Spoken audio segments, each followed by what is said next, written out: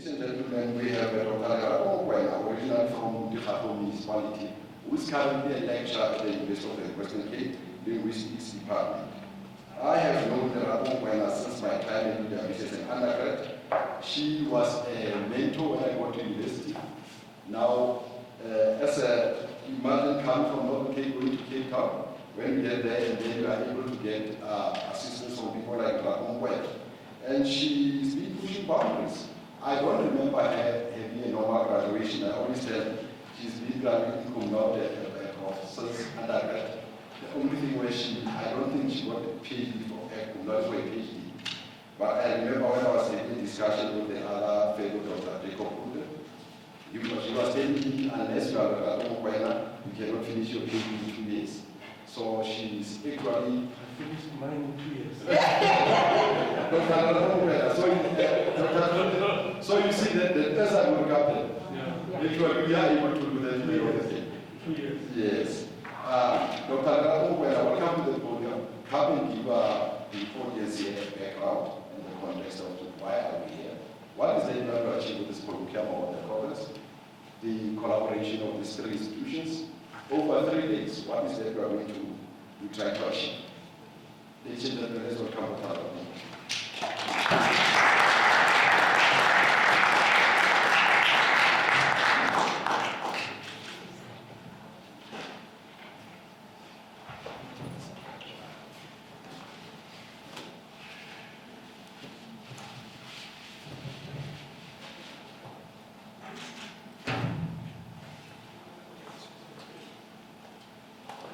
Thank you, Mr. Prof. Soon to be Dr. Prof. It's Noord-Kaap. These things of getting PhDs are not fruit. You can also get it if you just do the necessary work. Colleagues, I am Lorato Mokwena. I prefer to be known as Lorato Mokwena. The doctor title, well, it's one of those things. I must say, I contemplated a lot about this moment and what I would say when I got up here. And I didn't have time to write an address at all. But then I figured it's very rare that I get to speak to my people about their problems.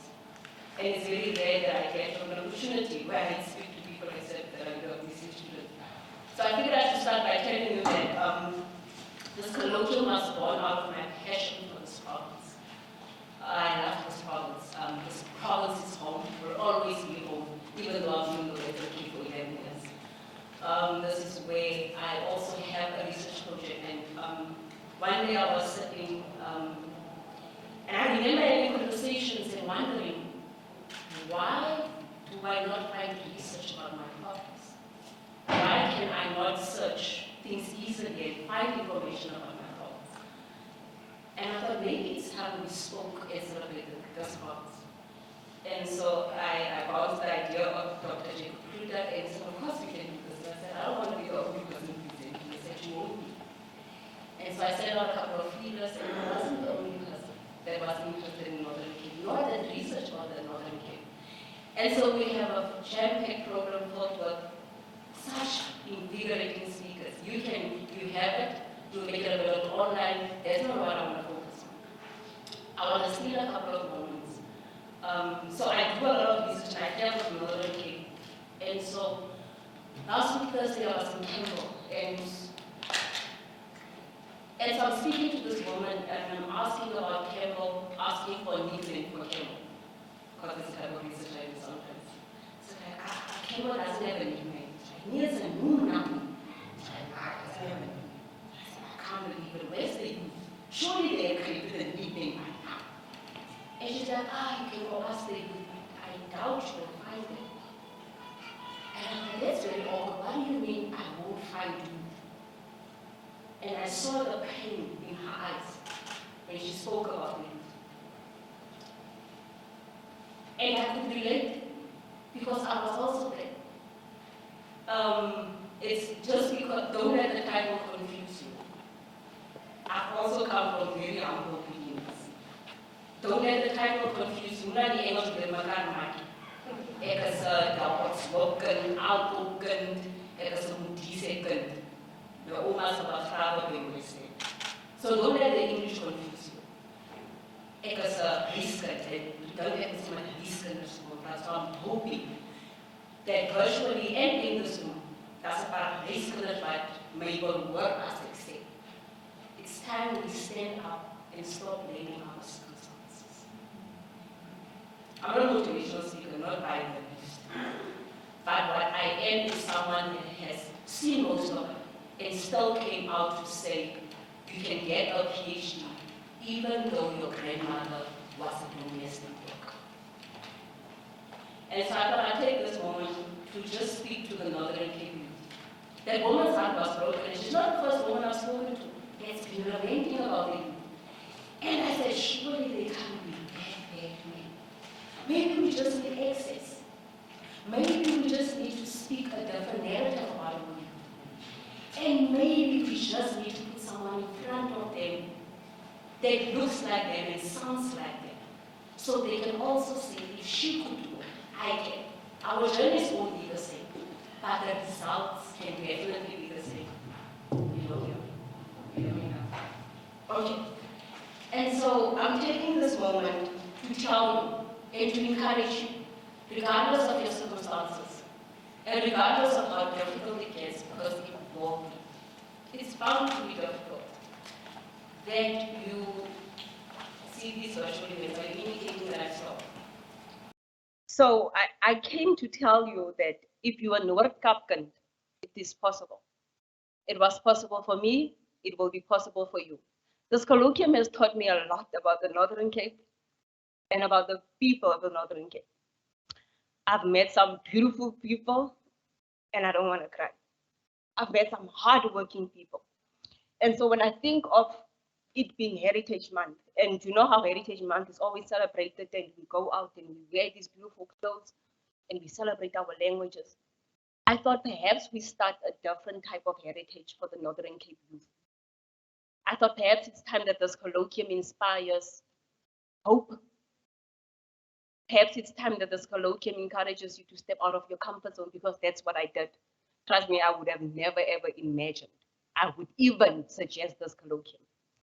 But I thought maybe it's time we stop looking for people to open doors and create the doors that we need to be open in order to be the type of people we want to be.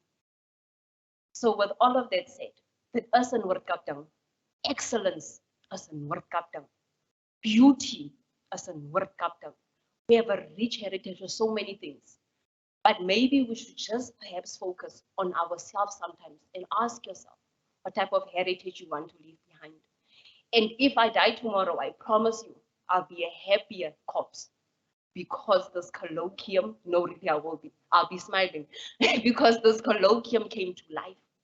And while I'm standing here, I also just, again, I know the MEC is going to do this, but I really, really, from the bottom of my heart, you've been amazing. You know who you are. I don't need to call you by names. You've been super amazing. Thank you for making this dream of the Noord-Kaap syndrome a reality. Everything you did, I thoroughly appreciated.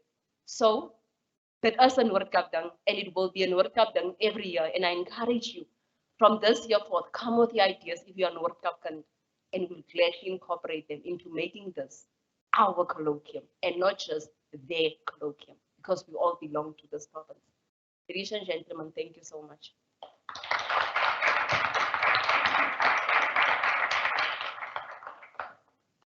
Thank you, Dr. Lorato Mokwena.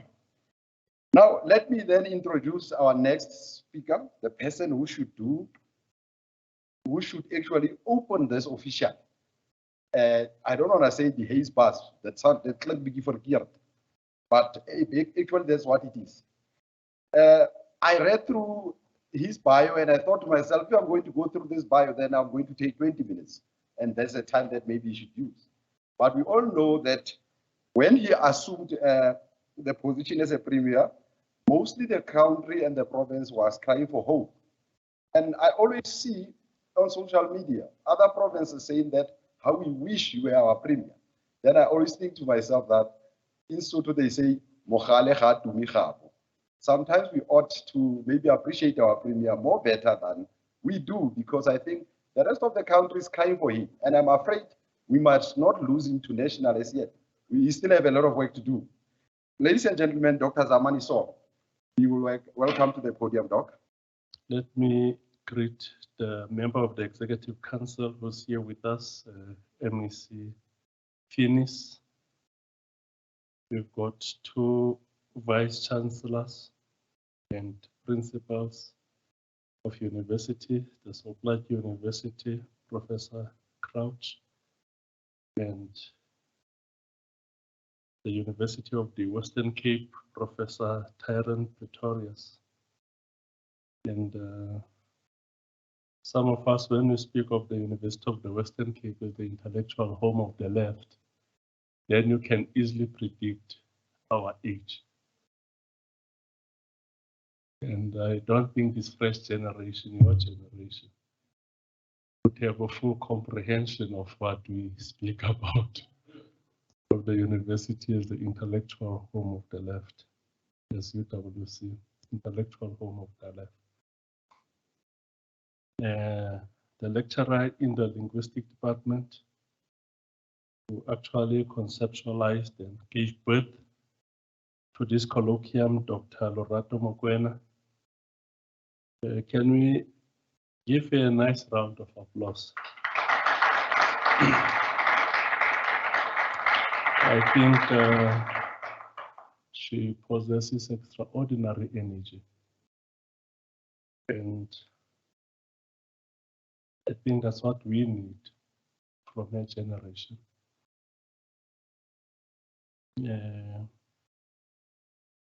There's who is it?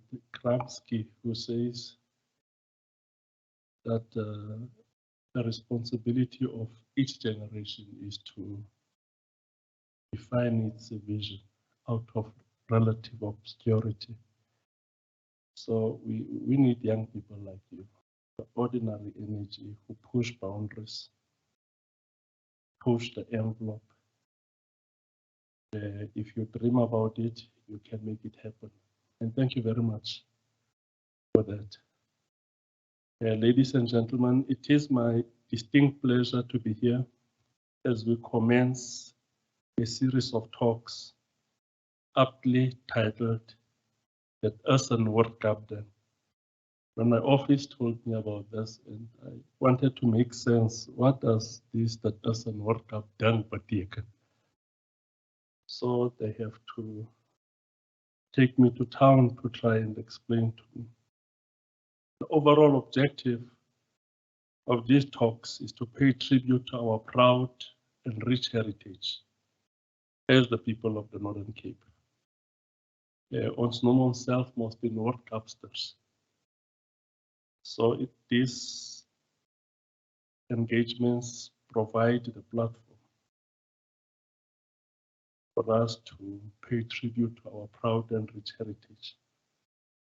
I'm honored and deeply humbled to have the privilege to welcome all of you gathered here and those on the social media platform.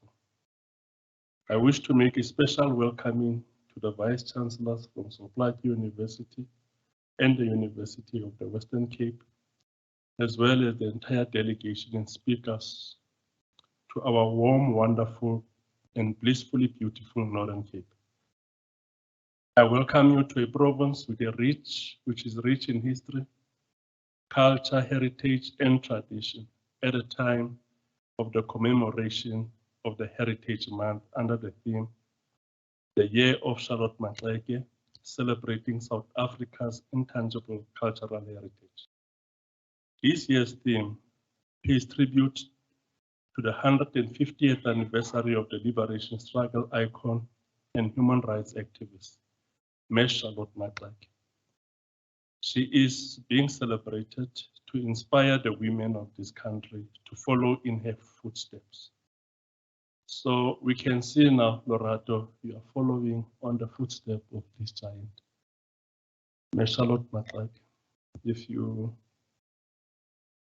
take time to read his history, first Black graduate in this country, first Black woman graduate in this country. When the ANC was formed in 1912, she was there in Bloemfontein. But the 32 men that were forming the ANC did not allow her to be part and parcel of the conference. She formed the first women movement in the fought for full membership of women in the African National Congress.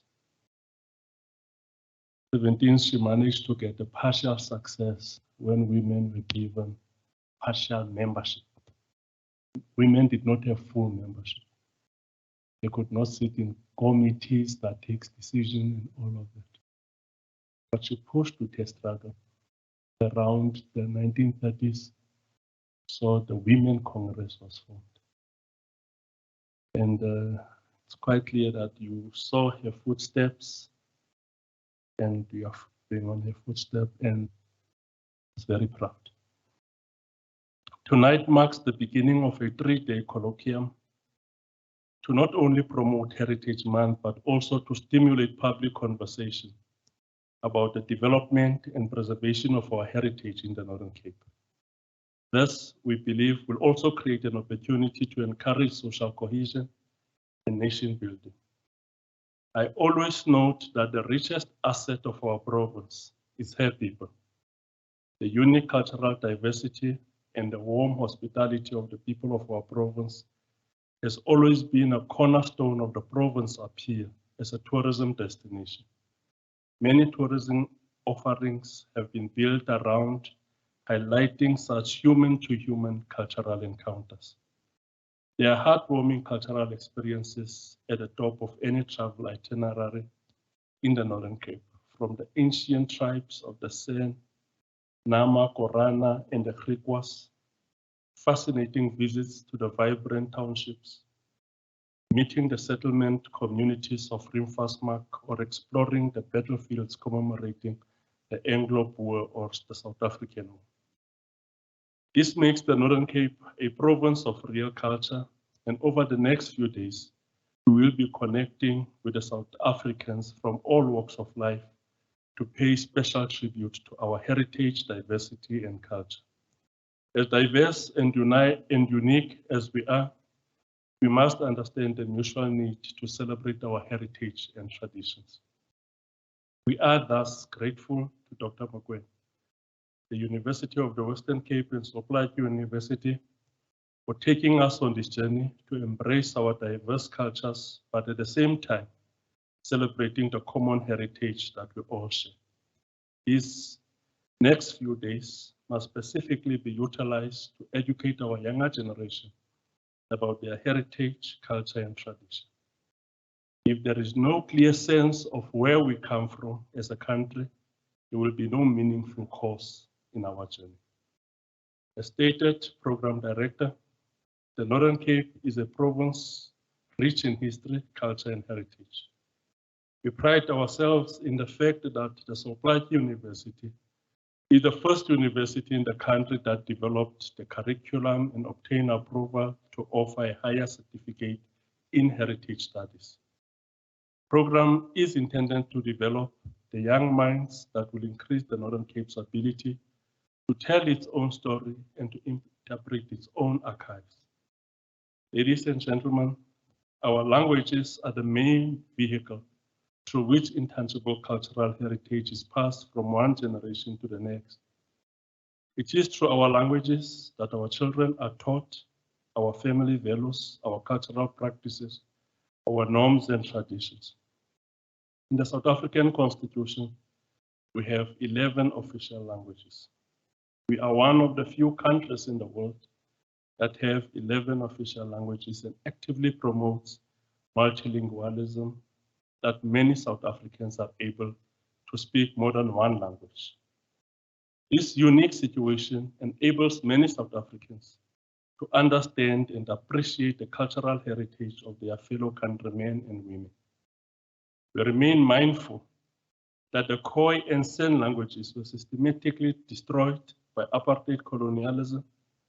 Very few communities in South Africa still have fluent Khoi and San language speakers. In Uppington, we have our own living human treasure, Oma Katrina Essa, who is the only fluent speaker of the Ngu language. I'm certain many of you hear for the first time about the Ngu language.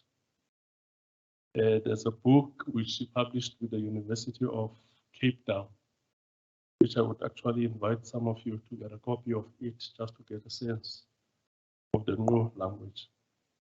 Projects are underway to develop a digital dictionary and language software that will assist in preserving learning of the new and the Kuku-Gap languages.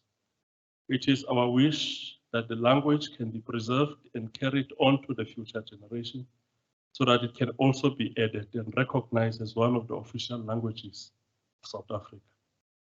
Not only does our province boast rich culture and heritage, but history teaches us that the province also had great impact on the economic trajectory of our country in the early days. By the end of the 19th century, the discovery of mineral wealth, first copper in the Namakwa and diamonds in Kimberley, transformed the economy of Southern Africa, heralding labor migrancy, industrial capitalism, and colonial conquest. The network of colonial towns and private farms overlaid on the landscape excluded people from ancestral lands, except with labor reserves and locations. For many, the colonial experience was devastating. For the farm in the Karoo, this included genocide and language loss. This historical heritage adds to the tapestry of the Northern Cape. Ladies and gentlemen, over the next few days, we will be in the company of academics, language activists, and artists, to name but a few that will take us through and allow us to explore the rich story of the Northern Cape. I am convinced that we will all draw inspiration from introduction of Dis Noord-Kaap. As provincial government, we look forward to seeing this program on the annual calendar of the province. I would even go further to say that this is not only a Noord-Kaap ding, maar dit is ook 'n lekker ding. Dit is ook 'n egte ding. And more importantly, dis 'n trotse ding. We hope that you will enjoy the evening and also trust that you will be exposed to the true hospitality and friendliness of the people of the Northern Cape. Please experience one or more of our tourism attractions such as the Biko, the Gregor Museum, Sol Plaatje Museum, the William Humphrey Art Gallery, and the vibrant Haleshiwe activity route for a memorable inaugural of Dis Noord-Kaap. Thank you very much, Program Director, and thanks for listening.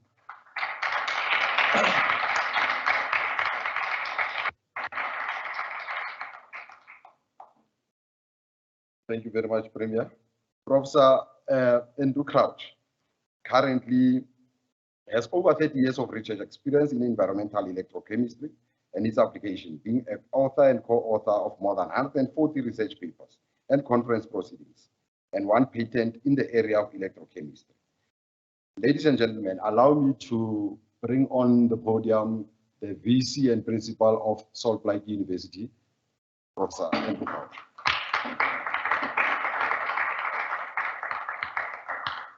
Thank you, Program Director. You see, I had to lower the microphone because when I was at the University of the Witwatersrand, people used to call me Obama. Now, I said to them, I should just have a few more inches taller, and maybe there would have been similarities, but that's not the case. With that, I would like to thank the organizers of this colloquium for inviting me. I recognize the Premier of the Northern Cape, Dr. Zamani Saul, the MEC for Sports, Arts and Culture, MEC Desery Fienies, Professor Pretorius, virtually, the organizer, Dr. Lorato Mokwena, and all the audience here present, as well as those that are virtually logged in. I also want to extend a special word of welcome to all of you who are here in this new building, the new science building. Sol Plaatje University, people say it's a new university. I say it's a new university, but a university nonetheless. And for that reason, we expect the same levels of excellence in terms of our programs, in terms of our students, in terms of our staff.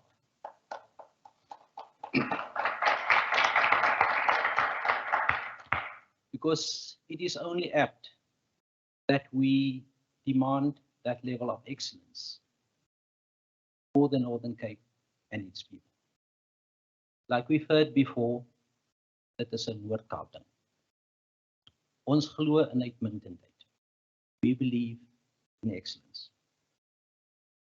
Now, a colloquium of this kind is arranged really to remind us that there are current cutting-edge concerns that we have to talk about.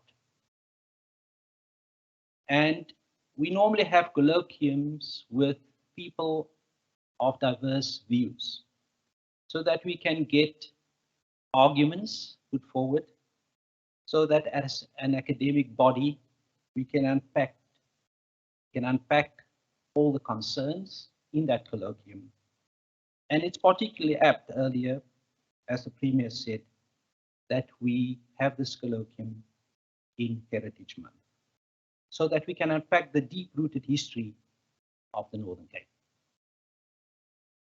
In this colloquium, over the next couple of days, we will focus on language, activism and culture on the one hand, but also on history, nature and conservation.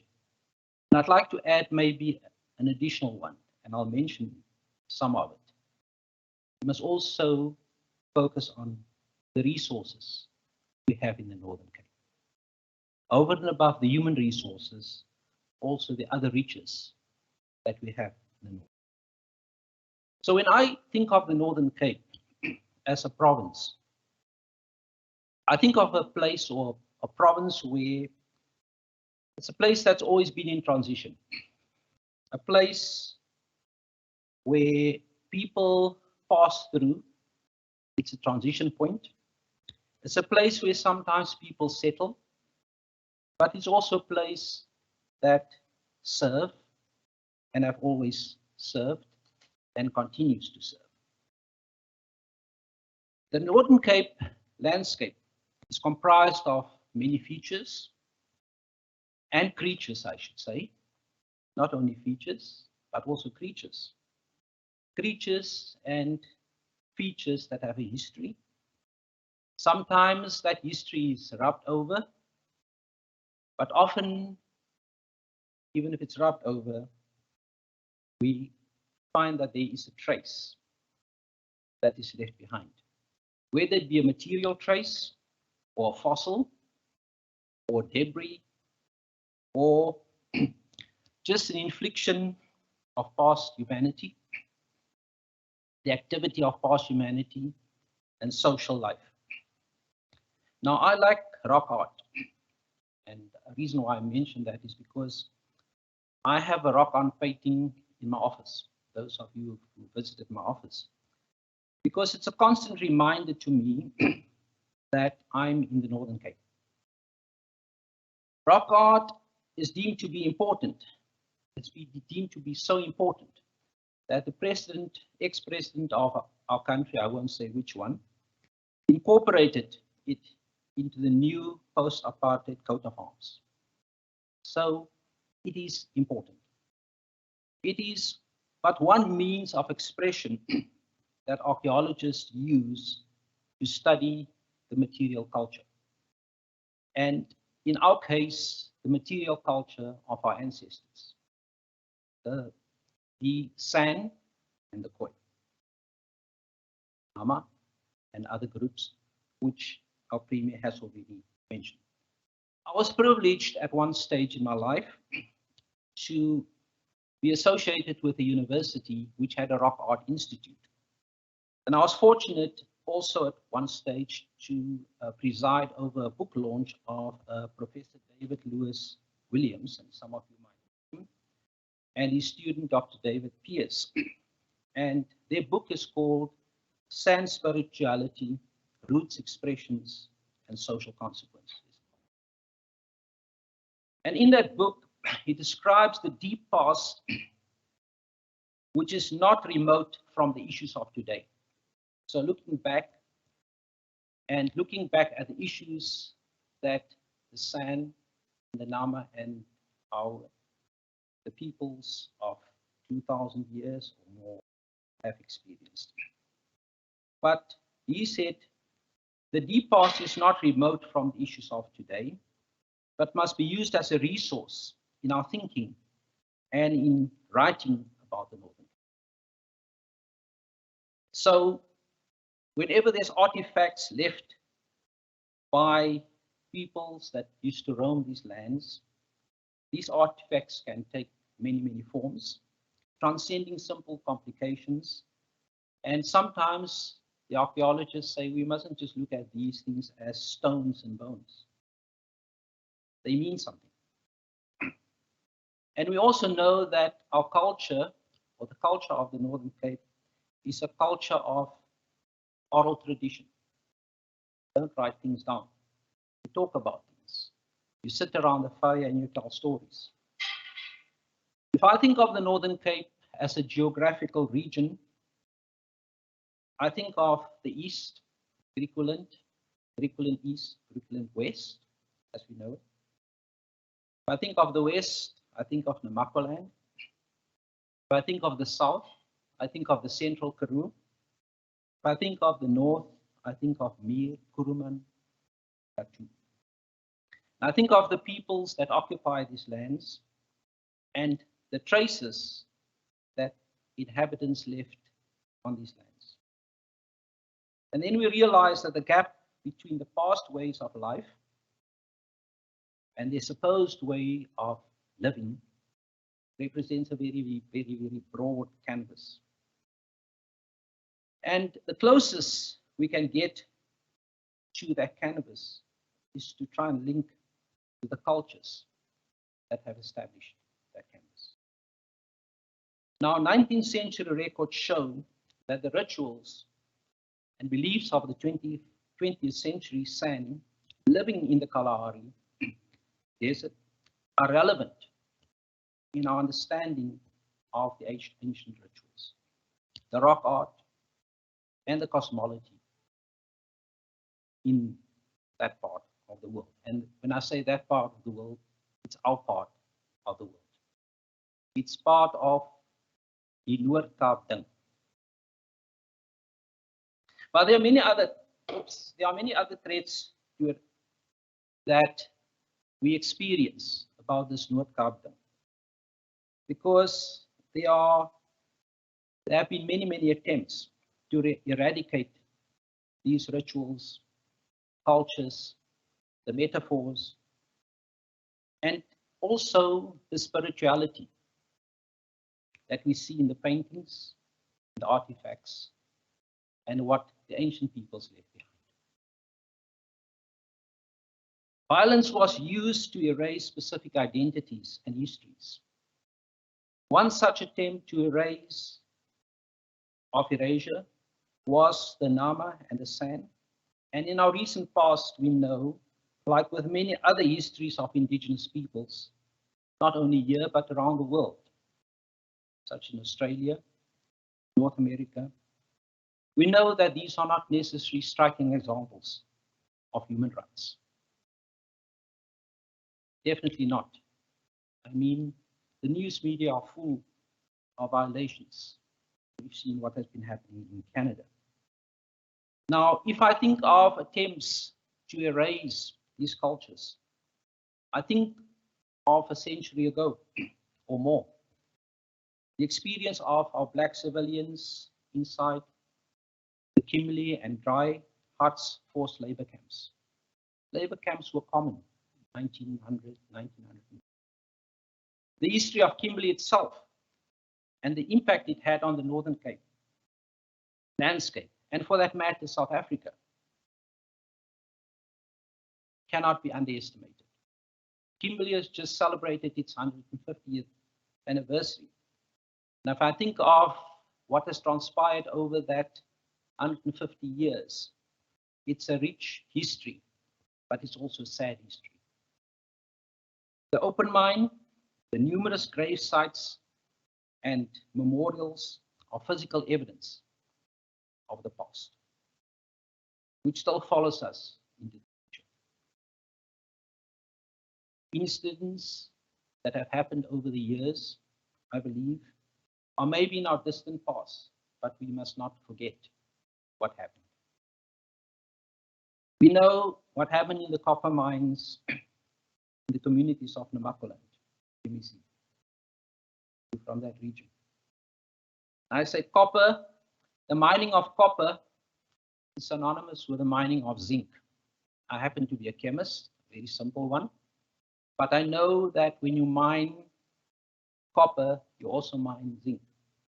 And people sometimes forget about the toxicology associated with that mining. I was supposed to, after I finished university, I was supposed to go and work in a place called Copperton, just southwest of Prieska. I wonder what would have happened. I wonder what would have happened if I took up that job. I would probably not be standing here today.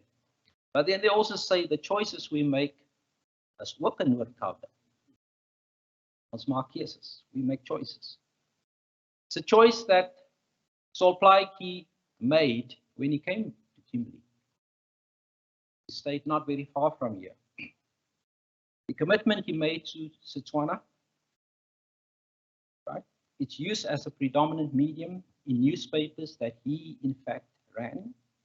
His various works, where he translated various works, Shakespeare's plays into Setswana.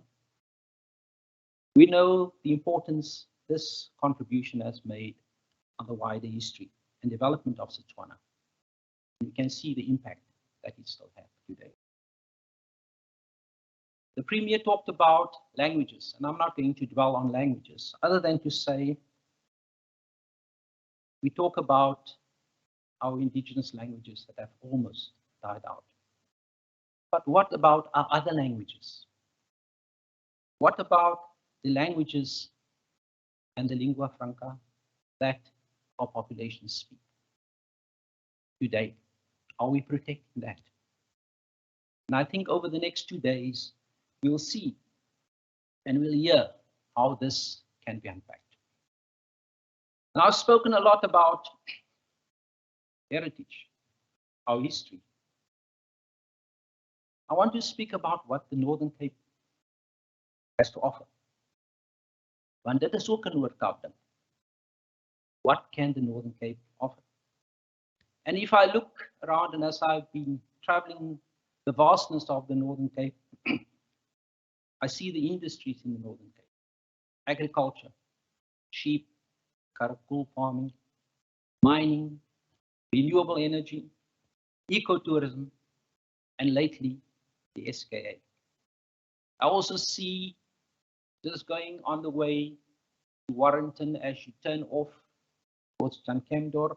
You see the Fallards irrigation scheme. Probably one of the largest and most successful irrigation schemes in the Southern Hemisphere, where fruit, wheat, groundnuts, cotton, and other produce. I drive along the bank, along the Orange River, and I see table grapes being produced, wine grapes, sultanas, and other crops.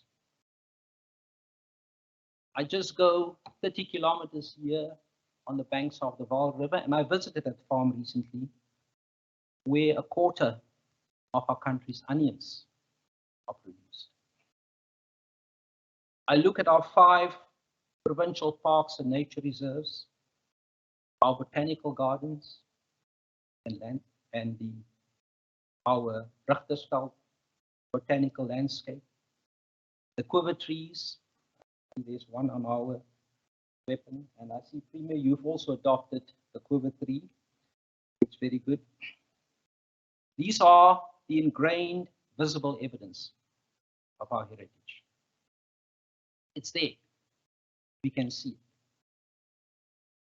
Those of you who've had the opportunity to take a drive to Namaqualand recently, we know that the desert is transformed into a garden. The Namaqualand spring flowers displayed. And I believe it's particularly beautiful this year, as it was last year. Now, all of this speaks of a history of resilience. Resilience in this arid and semi-arid environment, where people and communities have learned to survive in spite of all the odds. This history of the Northern Cape, with its diverse peoples, have been studied extensively by scholars, and the rich archaeology that is displayed in our soils. I think if I look at the opportunities of the SKA, the meerkat, and the SKA, meerkat is not an animal, it's a series of telescopes, and the engineering marvel that it presents. And I ask, what opportunities does it present for our youth? This SKA is meant for us to look into our past, not meant to look into our future. The light that reaches us through this telescope left their origins many, many thousands of years ago. So it's an opportunity to look into our past. So as we reflect on Heritage Month, we reflect on all of these things, looking into the past, but also looking to the future. I look at the Northern Cape in terms of its rich mineral resources. Premier has already pointed out that we are rich in diamonds. But what about manganese? We have 80% of the world's reserves in manganese here in the Northern Cape. Our coal mines, our iron ore, our lead and zinc. The fact that the Northern Cape produces 70%, 7%, not 70, 7% of the world's diamonds. Now, all of these things are Noord-Kaap dinge. But the question really that I ask is, of what use is this to us? Because the Northern Cape is dogged by poverty and inequality. Dit is ook 'n Noord-Kaap ding. Dit is ook iets wat ons moet aanspreek. Something that we must address. And I quote this every time when I stand on the podium. I say that studies have shown that our youth are particularly impacted. Our youth in the Northern Cape are suffering because many of them are not suitably educated. And therefore, many opportunities are presented to other people, other youth, are not open to them. CSR, not a CSR, HSRC study has shown that only 28% or roughly 30% of our youth in the Northern Cape have a matric. Only 3% have a post-matric. We have the Dr. Mokwenas. We have the Dr. Sauls. We have the Professor Crouches of the Northern Cape. But they are the exceptions rather than the rule. So what are we doing about it? We know that areas such as the Cloete, I think it's where you're from, in the Northern Cape have the lowest levels of education and also the highest unemployment. So there is a direct link between unemployment and education. And the question is, what are we doing about it? So poverty and inequality is rife. Is it a Noord-Kaap ding? Is it something that we can overturn? In Sol Plaatje University, 66% of our students come from households where the monthly income is less than 5,000 rand. A further 17% come from a household where the income is between 5 and 10,000 rand, and only 4% where the income is over 30,000. So the students that are here from the Northern Cape come from the very, very poor households. And that is why it's so important to have this university here, so that we can be the nucleus for those students that need those opportunities, so that we can make it a Noord-Kaap ding, that more youth, in fact, is educated. So I'm glad to see on the program that some of our academics are going to talk, especially SPU academics. Dr. Gard Benewith, Prof. Brian Willen, Mr. Sabata Mokhele, and Professor David Morris are going to talk about various things, as well as our ex-president of the SRC. I don't know if she's here. Oh, she's there at the back, yes. Hello, Ms. Makoto. She was our first female president of Sol Plaatje University. Wonderful, wonderful young individual, energetic and full of enthusiasm. And she will inspire the youth. So Sol Plaatje University is here to try and give hope, to uplift the levels of education in this province.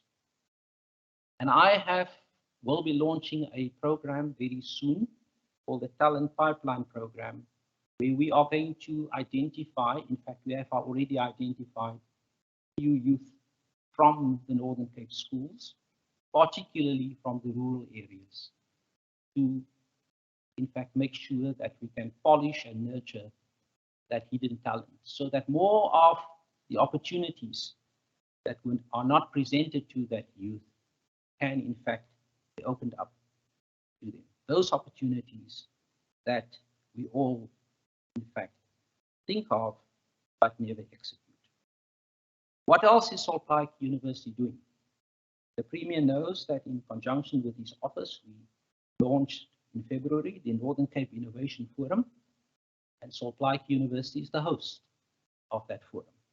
And the whole idea of the forum is to make sure that we encourage entrepreneurship, to give the youth an opportunity to, in fact, make a success of them. We've also recently, I would almost say, inherited. Inheritance is not a Noord-Kaap ding. We know that, because there's so few resources to go around. But we've inherited a center for entrepreneurship and rapid incubation. And now we have a footprint in Uppington as Sol Plaatje University. And I hope to build that out as a learning center, because technology is making it possible for us to reach out to the further ends of the Northern Cape. And that will become a Noord-Kaap, definitely. We hope to extend this to Carnarvon. We've already identified a piece of land where we can, over the next couple of years, with lots of effort and lots of finance, we will establish a rural knowledge hub in Carnarvon as a second learning center. And we have already started talks for a similar center in the R, so that we have a footprint as a university in various parts of the US. I can also say that we have just recently launched the Risk and Vulnerability Center at Sol Plaatje University, which is a Department of Science and Innovation Center, which forms part of the climate change focus. And the aim here is to do research on environments such as the Northern Cape, semi-arid, where people survive irrespective of all the odds. And we must learn from that, so that we know what the communities from the Northern Cape are doing around. We can certainly learn from them. And there are many, many more things that we have to do. As Lawrence van der Posse said, we live in a sunset hour of time. Not a sunrise, sunset hour of time. We don't have much time left. This is from his book, seed, and the sower. So let us seed now so that we can reap later. Thank you.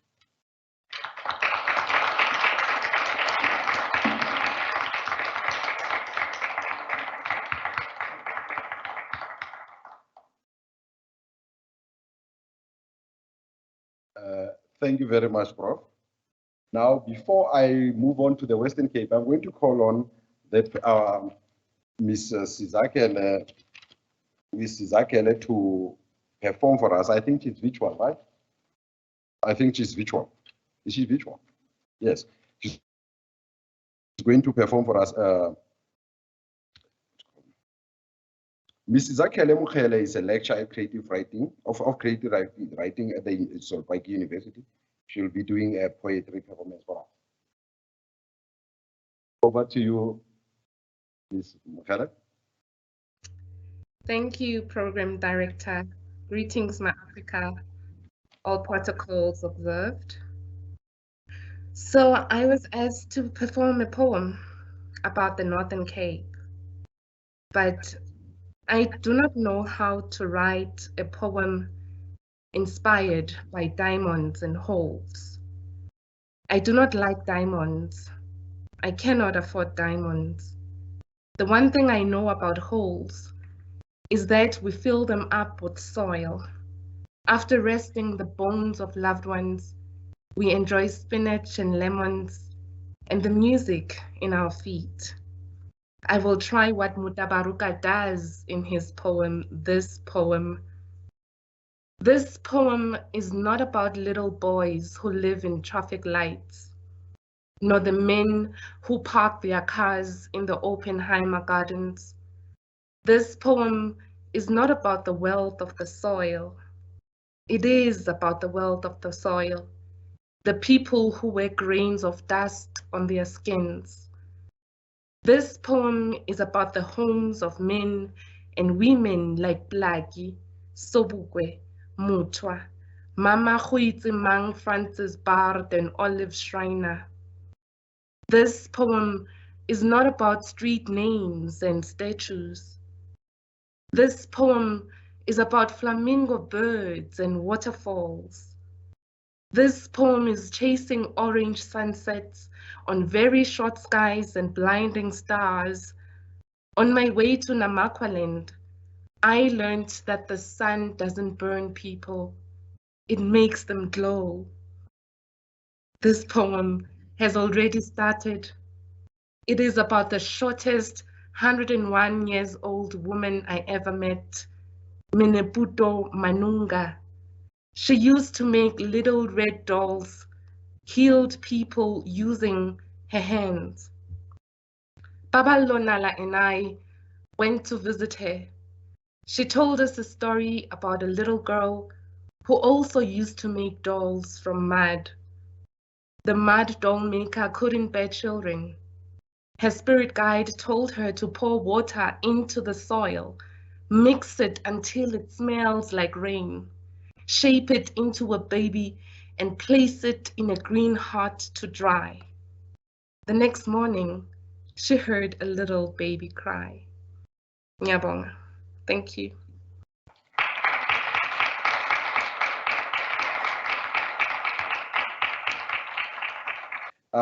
Ladies and gentlemen, now allow me to introduce the next speaker from the University of the Western Cape, who's also, by the way, I think an Uppington boy. I think he grew up in Uppington. So when I said there are commonalities between the three, I knew that this is a D as a Noord-Kaap young Hendrik, because I know when he was appointed, the Northern Capers or Noord-Kaapers was via plane. So I know that he also is from Northern Cape. The current Vice Rector and Vice Chancellor of the University of the Western Cape, who was a former Vice Chancellor Academic at the University of Pretoria for teaching and learning. I know that when he was appointed at UWC, some of his students said he was actually a very great teacher. So they believed that teaching and learning has lost into leadership. But I think it was time for him to move on. Professor Tyrone Pretorius, welcome. Over to you. Dr. Zamani Saul, Premier of the Northern Cape. Professor Andrew Krauts, Vice-Chancellor and Principal of Sol Plaatje University, Dr Lorato Mokwena, UWC lecturer who spearheaded the Colloquium, and all Colloquium attendees, good evening.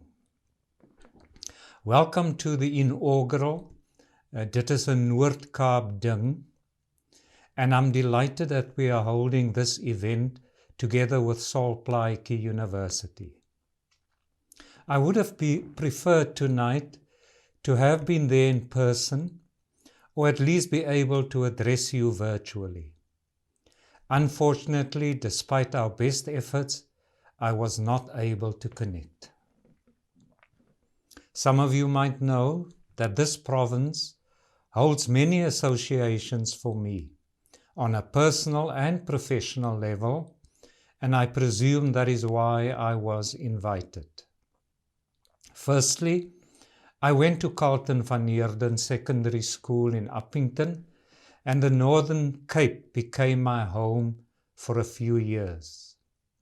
I partied in Kimberley during my young days, and even had a stint in the Economic Advisory Committee of the then Premier De Poel Peters.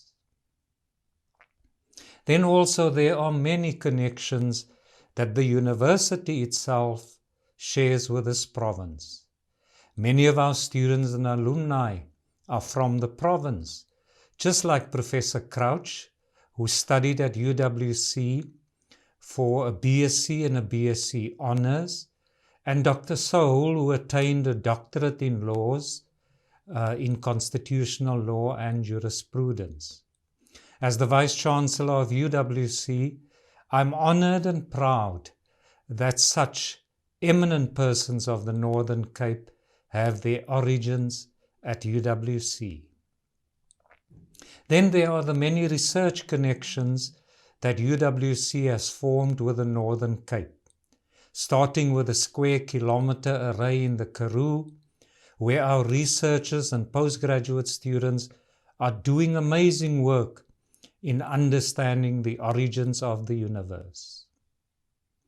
The Northern Cape also offers many other opportunities for research, particularly in its plant life, and our researchers have looked at the kraaibosch, for instance, to investigate if it can be used in the fight against cancer.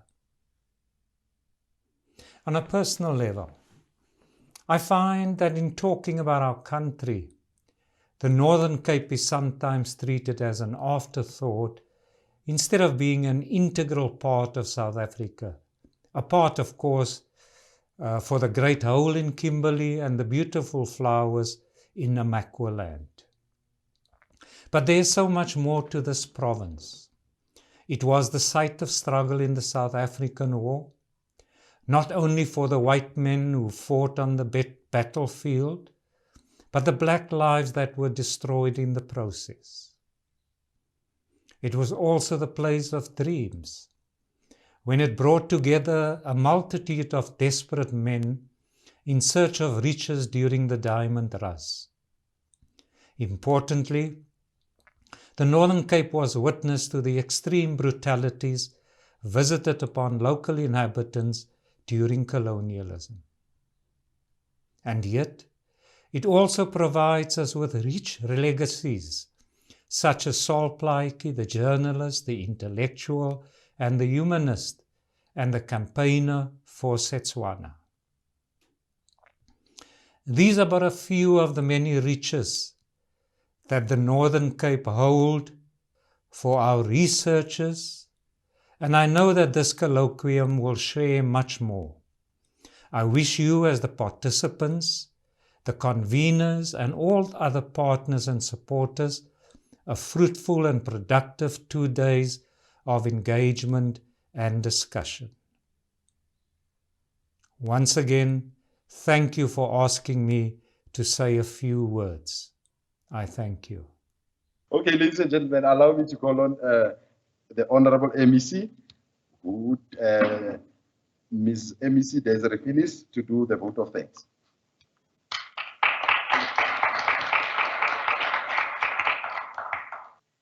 Program Director, the Premier of the Northern Cape, Dr. Zamani Saul, Professor Andrew Crouch, Vice Chancellor and Principal of the University of Sol Plaatje, Professor Tyrone, Pretorius, Rector and Vice Chancellor of the University of the Western Cape in his absence, Dr. Lorato Mokwena from the University of the Western Cape, Sizakele, Lecturer of Creating Writing at Sol Plaatje University, all members of the audience present and virtually, members of the media, distinguished guests, ladies and gentlemen.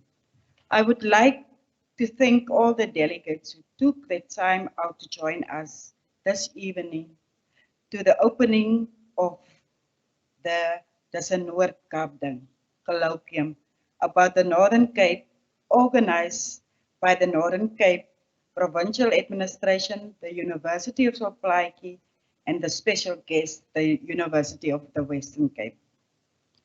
After this evening session and going through the itinerary of the rest of the program, I can say with confidence, with the caliber of the academics and the community historians, as well as ordinary members of the public who are going to inform us of their stories and research about the Northern Cape. It is captivating and self-enrichment. Every year we reach new milestones in our collective effort to tell the Northern Cape story and to make history a living reality for our people. We continue to debate about the place of heritage in South Africa and the extent to which we can reposition heritage in the shaping of our new society. Ladies and gentlemen, I do believe that many of the papers presented over the next 3 days will not be content with the notion of history as an objective account of events, but you have also explored the relationship between trauma and memories that is fundamental to any recollection of a painful past of the Northern Cape. I know that you realize how important our heritage is to the people of the Northern Cape.